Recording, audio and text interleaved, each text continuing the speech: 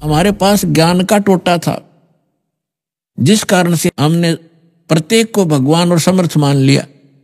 देखो, ऐसा नहीं कह रहा दास, ना मेरे भगवान ने कहा कि ब्रह्मा विष्णु महेश बिल्कुल यूजलेस है। ये जितने सक्षम हैं, जितनी इनकी सामर्थ्य है, उतना बताया है।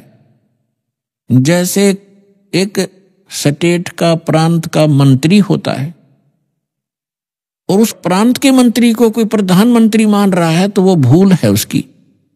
तो परमेश्वर ने और परमेश्वर से प्राप्त ज्ञान से इस दास ने ये इतनी भूल मिटाई है कि जिसको आप समर्थ शक्ति मान रहे थे, श्री ब्रह्मा, श्री विष्णु, श्री शिव जी, दुर्गा आदि को, ये समर्थ नहीं है। 21 ब्रह्मांड इस काल के, 21 प्रांत समझ लो।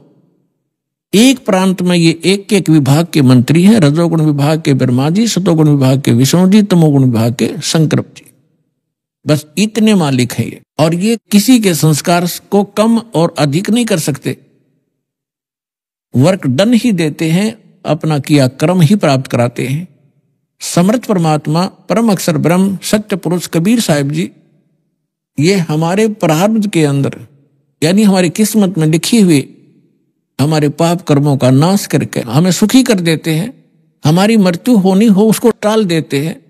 हमारा और भी कोई आपत्ति होनी है, कोई अक्षति होनी है, उसको भी वो जो पाप कर्म से होनी थी, और पाप कर्म नाश हो गया, उस कर्म से ही तो हानि होनी थी, कर्म परमात्मा ने कैंसिल कर दिया, तो सुख हुआ।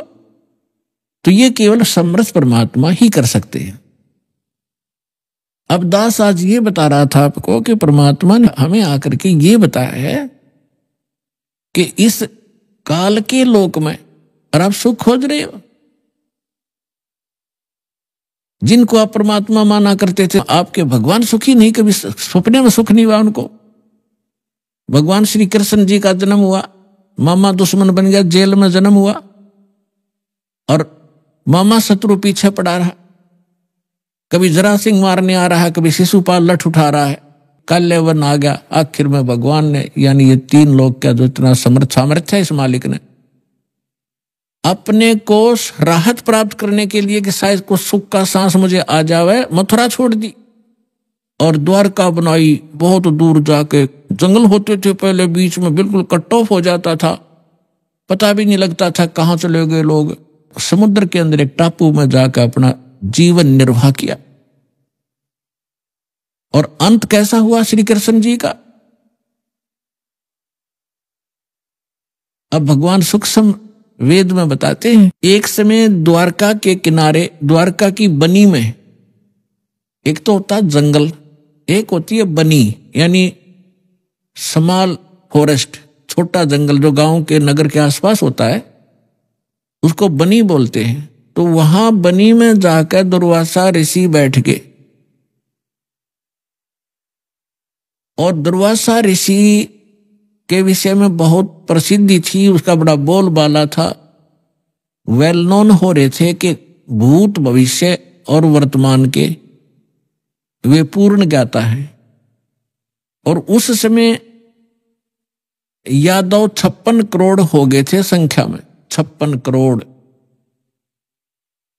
द्वारका के अंदर रहने वाले। और भगवान श्री कृष्ण जी ने कुछ एक ऐसे शरारती तत्वों को मार डाला था, जिस कारण से वो हीरो पाक गए थे। प्रत्येक के हृदय में ये हो गया था कि इनसे ताकतवर पृथ्वी पर कोई नहीं, जिस कारण से यादव अभिमानी हो गए थे। वो साधु संतों की जो सत्कार करना भी छोड़ गए थे, उनके साथ बदतमीजियां करना शुरू कर दिया था। इसी बहम में उनका वो टाइम आ गया नाश होने का। अहंकार पुण्यात्माओं कोय कर लियो, अंत में उसको बहुत भारी चोट लगेगी। जीव ही रहना चाहिए, जीव को अपने औकात का पता लगा रहना चाहिए, ताकि वो आधीन बनकर रहे। आधीनी के पास है पूर्ण ब्रह्म दयाल, मान बढ़ाई मारियो बेअदबी सिरकाल। विभीषण का भाग बडेरा, दासा तन आया तिस डेरा। दासा तन आया विश्व बीसा, अर्ता को लंक देई बख्शीसा।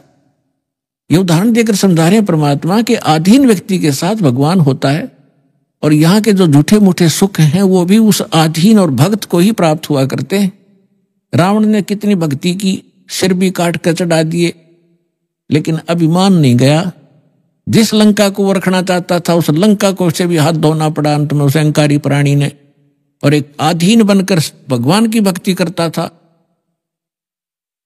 परमात्मा मुनिंद्र नाम से आए थे त्रेता युग में, जब मंदोदरी और विभीषण परमात्मा के शिष्य हुए थे। और परमात्मा के ज्ञान से आधीनी आती है, आधीनी शिक्षा पर सभी भगत के गुण संपन्न होते हैं, और जिसके अंदर भगत के गुण है वह भगवान रहता है। जिस कारण से विभीषण को वो लंका भी प्राप्त करवाई दाता ने, और रावण उस लंका को रख नहीं सका। वो भक्ति भी करता था लेकिन अभिमान नहीं कहा। तो कहने का भाव यह है कि इस सत्संग से आपको हर एक पहलू पर रोशनी दी जाएगी, ताकि आप परमात्मा के इस तत्व ज्ञान की रोशनी से कहीं ठोकर ना खावें, कहीं गिर ना जावें, अपना काम ना बिगाड़ लें। ये फाउल पॉइंट आपको गिनवाए जा रहे हैं, भक्ति के अंदर तो होते। तो यहां परमात्मा कहते हैं कि आदिनी के पास है वो पूर्ण ब्रह्म दयाल, मान बड़ाई मारियो हो बेअदबी सिर काल। विभीषण का भाग बडेरा, के बड़भागी था विभीषण, के दासा तन आया तिसनेड़ा, कि उसके पास आधीनी आई। विभीषण का भाग बडेरा, दासा तन आया तिसनेड़ा, दासा तन आया बिस्वे बीसा, जाको लंक दई बख्शीसा। ऐसा दासा तन है भाई, लंक बकसते वार न लाई। फिर परमात्मा कहते हैं कि उस नम्र आत्मा विभीषण भगवान की सतभक्ति करता था, तो यह झूठा सुख भी अगर तुम्हें चाहिए तो भी इस तरीके से मिलेगा। अधीन रहो, जब तक रहो आपको सुख का सांस रहेगा, और फिर मोक्ष प्राप्त हो जाएगी।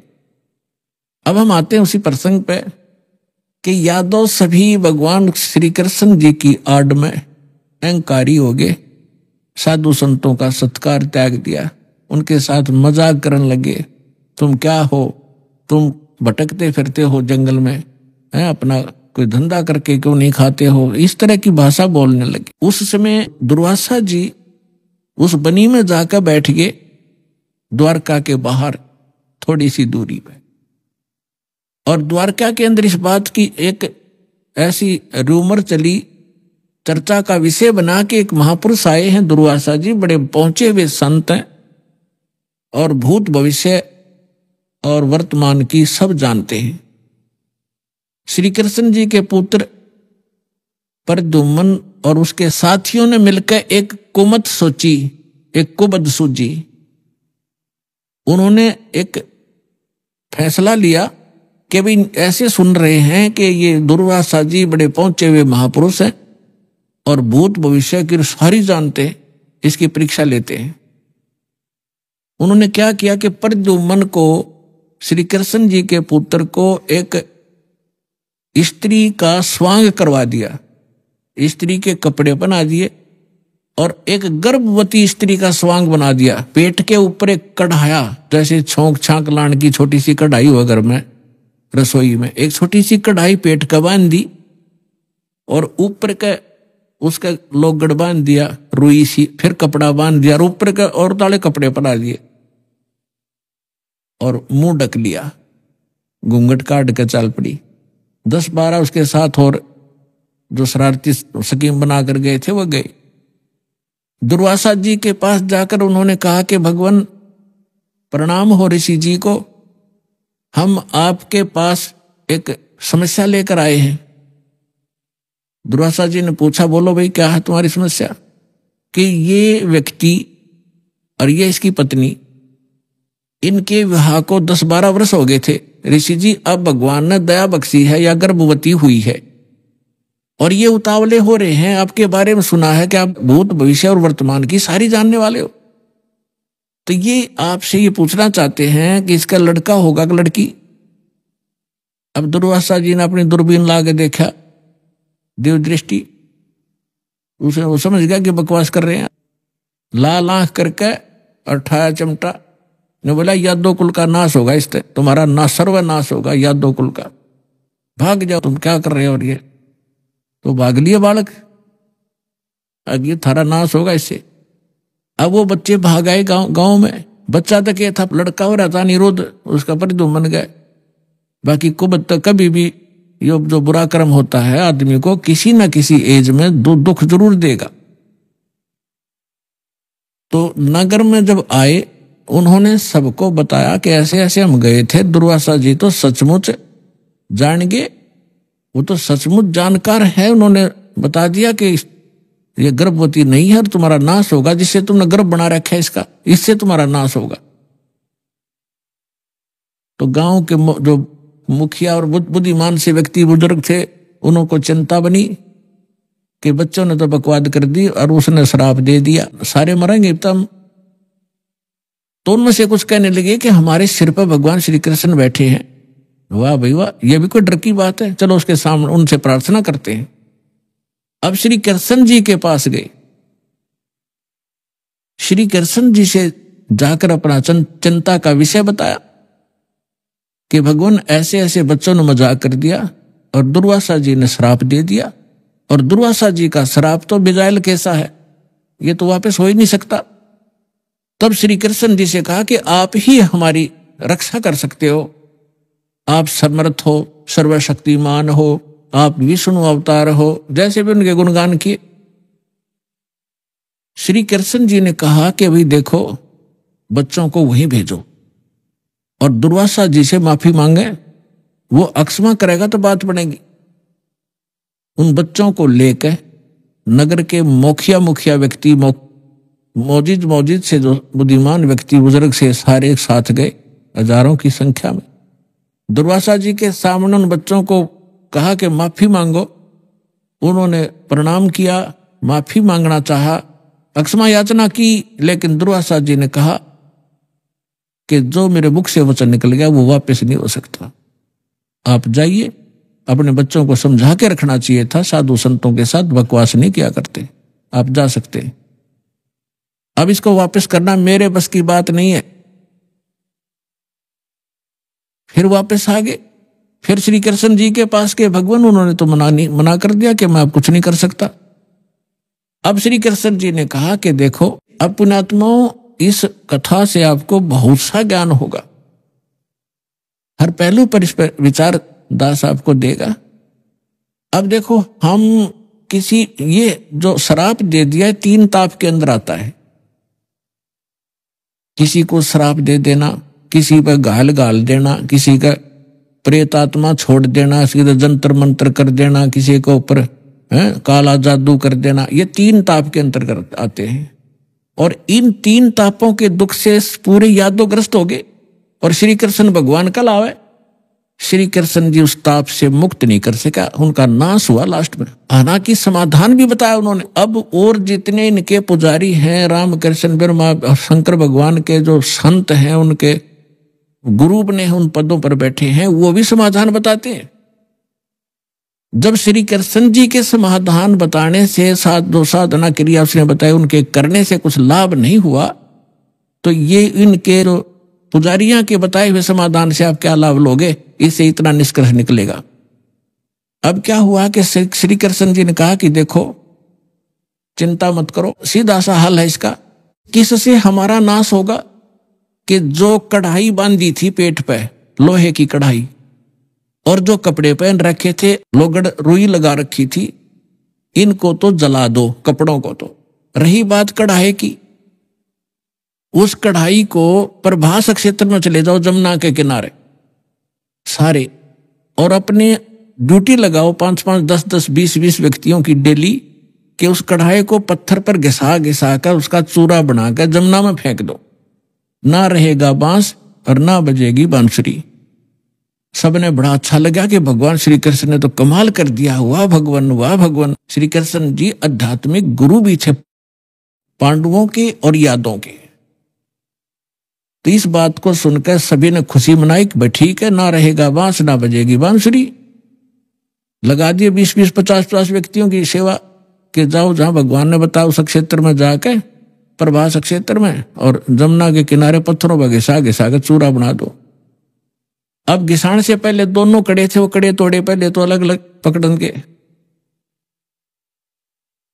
अब उन कड़े घिसाण की ड्यूटी अलग दे दी, 4-4 5 की, कि तुम्हारी ये कभी कितने दिन में घिसाओ इनको। बाकी उन्हें घिसा घिसू के वो कड़ा चूरा बना दिया। एक के पास 2-4 को कड़ा मिला था, जिसने लास्ट में थोड़ा सा रह गया था, वो गोल गोल नोका ने चमक गया, तो उस चमकदार सा घिसाने से चारों तरफ से चमक गया वो। तो उसने सोचा, जो आलसी सा था, सब ने अपना काम कर दिया, मेरा भी घिसा नहीं, तो उसने सोचा इसे एक कड़े में के बिजली पड़े, यूं की यूं उसने जमुना में फेंक दिया वो कड़ा। बाकी शेष कढ़ाई घिसा दी थी, उसका चूरा बना दिया। अब वो किसी मछली ने खाद्य पदार्थ जानकर वो खा लिया, उस मछली को पकड़ दिया एक शिकारी ने, जिसका नाम बालिया नाम का एक दीमर था, जो मछियारा था। उसने पकड़कर मच्छी जब ले गया, वह काटी, मछली काटी, तो उसमें से वह सफेद धातु निकली, बहुत चमकीली। तो शिकारी ने सोचा कि ये हो ना हो कोई अच्छी फौलाद होगी या कोई चांदी ना हो। वो लेके गया सुनार के पास। सुनार कहने लगा, भैया चांदी नहीं है, ये तो अच्छा फौलाद अच्छा है। वो लोहार के पास ले गया। लोहार ने कहा कि बहुत अच्छा इस्पात है, और इसका क्या बनाऊं? तो शिकारी ने कहा कि मेरे इस तीर का आगे का एरो बना दे, मेरे सर के ऊपर डाल दे, इसने बना कर विषाक्त बना देना। तो उसका तीर के जो बाण होता है तीर का, उस बाण के आगे एक गोल एरो होता है तीखा, ताकि वो पशु पक्षी के जाके सीधा लगे, मार दे उसको। तो वो विषाक्त बनवा लिया। उधर से कुछ दिनों के बाद, उधर से जिन्होंने वो चूरा फेंका था जमुना में, उसका घास हो गया, जैसे डाब कुश, जैसे कुश होती है ना, कुशा की तरह, और जैसे ईख देखा हो, ईख जैसे पत्तों का, और तेज धार के पत्ते उसके, जैसे आपने, हमें मालूम है कि जैसे कई बार डाब होती है जिसको कुश बोलते हैं, कुशा, उसके इतने तीखे पत्ते होते हैं, उंगली का लपेटा आ जाए तो उंगली काट देता, वो आधे से ज्यादा काट देता, आधी, इतने तेज पत्ते होते हैं। लेकिन वो तो दुर्वासा के श्राप से शापित था, वो एक ऐसा घास हो गया। उधर से क्या हुआ, कुछ दिनों के बाद, 1 वर्ष 2 वर्ष 4 वर्ष के बाद क्या हुआ, आपस में द्वारका के अंदर झगड़े शुरू हो गए। छोटे बड़े की लाज रही नहीं, थोड़ी सी बात पर मार काट मचा दी, थोड़ी सी बात पर कत्लेआम करने लग गए। फिर गांव के लोग पहले धार्मिक बहुत होते थे, अभी तक हुआ करते थे। गांव के अंदर कोई भी आपत्ति होती थी, साधु संतों से उसका विकल्प, उसका समाधान चाहा करते थे कि किसी तरह शांति हो नगर में। तो उनके पास तो श्री कृष्ण ही थे, last and final. Shri Krishna ji के पास गए, श्री कृष्ण जी से बताया कि भगवान पता नहीं नगर में क्या बढ़ गया, क्या घुस गया नगर के अंदर, कोई किसी की बात सुनने को तैयार नहीं, बड़े छोटे की लाज रही नहीं, जरा सी बात होती है लट्ठम लट्ठा कत्लेआम होने लगे। भगवान कोई दया बख्शो, कोई समाधान बताओ इसका।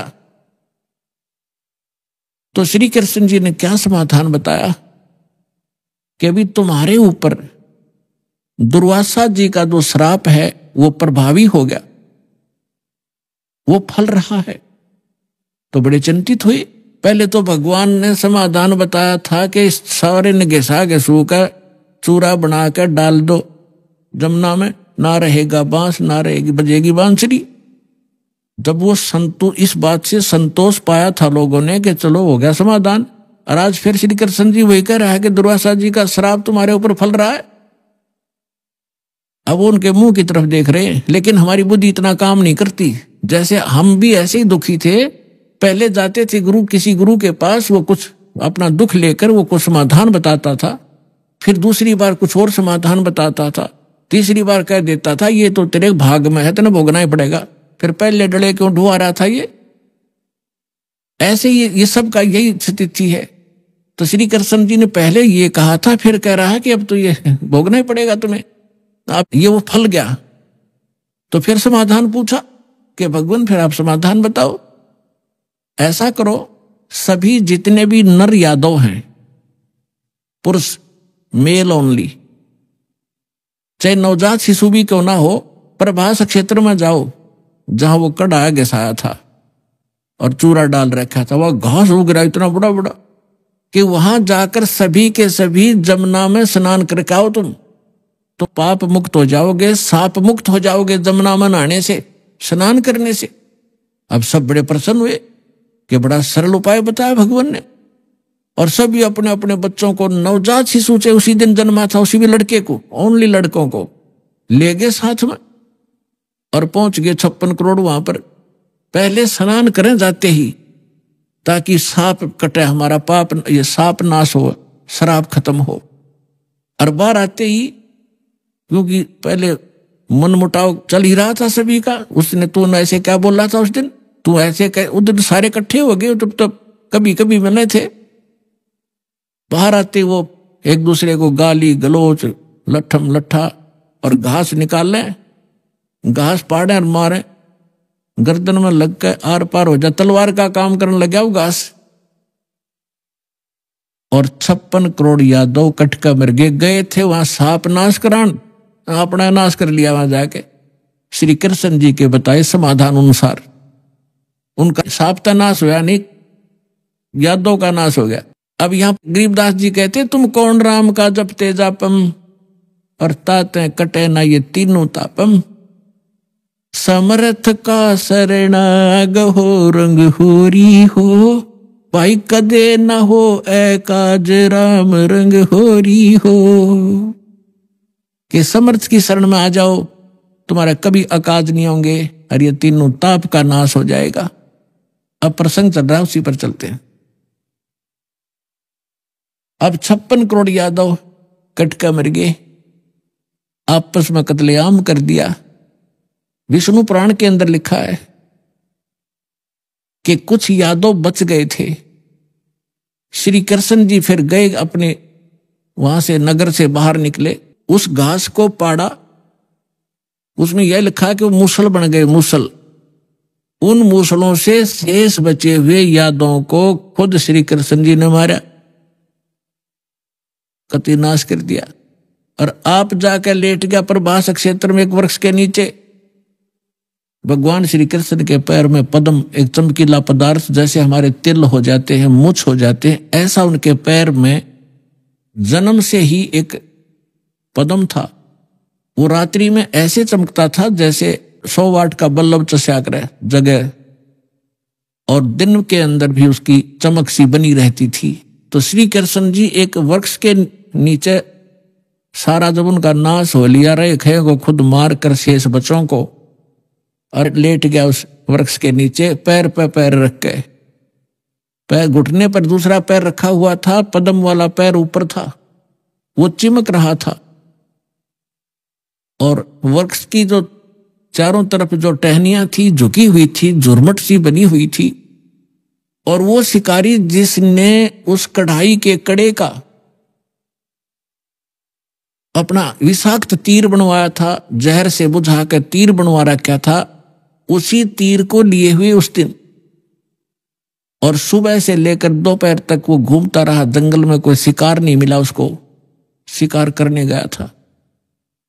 उसने क्या देखा कि वृक्ष की झुरमटें इतनी नीचे तक लटक रही थी, जमीन को छू रही थी, उनकी अंदर से उसने भगवान श्री कृष्ण जी के पैर के पद्म की एक चमक देखी। उसने सोचा कोई मर्ग बैठा है, हिरण, और उसकी आंख चमक रही है। यदि मैं इधर से इधर से जाऊंगा तो ये भाग जाएगा, कोई हिरण मुझे मिला नहीं है, क्यों ना यहीं से इसको मार डालूं। झुरमठों में से निशाना साध के मर्ग की, हिरण की आंख जान के भगवान श्री कृष्ण के पैर पर तीर मार दिया विषाक्त। ज्यों ही तीर लगा, श्री कृष्ण जी कराहने लगे, रे मर गया रे, मर गया रे, मर गया रे। शिकारी ने सोचा किसी मनुष्य का लग गया भाई, ये तो बात बिगड़ गई। दौड़ के आगे देखा, क्या देखा कि द्वारकाधीश मुकुट समेत वहां तड़फ रहा है। उस मुकुट आदि से वो पहचान गया कि ये राजा है। तब उसने करबद्ध होकर कहा कि भगवान मुझे गलती होगी, अनजाने में लग गया मेरी, आप तो अंतर्यामी हैं, आप सारी जानते हो, मेरी इच्छा नहीं थी आपको मारने की, मेरी कोई दुश्मनी नहीं थी आपसे, और ऐसे ऐसे मेरे से गलती होगी, मैंने आपके इस चमक को हिरण की आंख जाना। तब श्री कृष्ण जी ने कहा, क्योंकि काल के हाथ में रिमोट, वह दिव्यदृष्टि दे दी कि भाई ये तेरा और मेरा कोई पिछला अकाउंट था, वो क्लियर हो गया। तेरा और मेरा पिछला हिसाब था, वो क्लियर हो गया, तेरा दोष नहीं। अब वो शिकारी कहने लगा, भगवान आपका और मेरा, आप राजा में रंक, आपका और मेरा क्या हिसाब हो सकता है। तब श्री कृष्ण ने कहा कि मैं श्री राम रूप में आया था राजा दशरथ के घर, और आप थे बाली सुग्रीव के भाई। उस समय मैंने आपको वृक्ष की आड़ लेकर धोखा देकर मारा था, और आपने जब कहा था कि आपने ये बदला देना पड़ेगा, आप युद्ध के नियम से फेल हो गए हो, तब मैंने कहा था कि तेरा बदला दूंगा। आज तेरा मेरा वो अकाउंट क्लियर हो लिया। अब यहां परमात्मा कहते हैं, बदला कहीं ना जात है इस तीन लोक के माही, सतगुरु मिले कबीर से फिर लेन देन कछु नाही। अब क्या बताते हैं कि तीन लोक के इन भगवानों ने भी अपना टिट फॉर टेट पूरा करना पड़ता है, और तुम इनसे अपने संस्कार कटवाने की के लिए भक्ति कर रहे हो कि हमारा पाप कटे, दुख दूर, सुख दे। ये अपने दुख नहीं दूर कर सके, तुम्हारे कैसे कर देंगे, भगवान कहा करते थे कबीर जी। और समर्थ कबीर साहब की शरण में आने से फिर ये लेन देन समाप्त कर देंगे आपका, कुछ नहीं बचेगा। सब अपनी कलम, इनके पास, समर्थ के पास पावर होती है कि मासा घटे ना तिल बधे, विद ना लिखे जो लेख, और सच्चा सतगुर मेट कर ऊपर मार दे मेघ। अपने आत्माओं सूक्ष्म वेद में बताया है, दुर्वासा को पे तहां समझन आई नीच, 56 करोड़ या 2 कटे वो मची रुद्र की कीचे। अब ये भगवानों की तो दे दिया हिसाब किताब आपको, ये भगवान तो इसे थे आपके। अब जिनको आप ऋषि महर्षि मानते थे, दुर्वासा जी को तोप मानते थे कि बड़े महापुरुष हैं, वो तो नीच थे एक नंबर के। सूक्ष्म वेद के अंदर परमात्मा ने कहा है कि दुर्वासा कोपे तहां, दुर्वासा वहां क्रोधित हुआ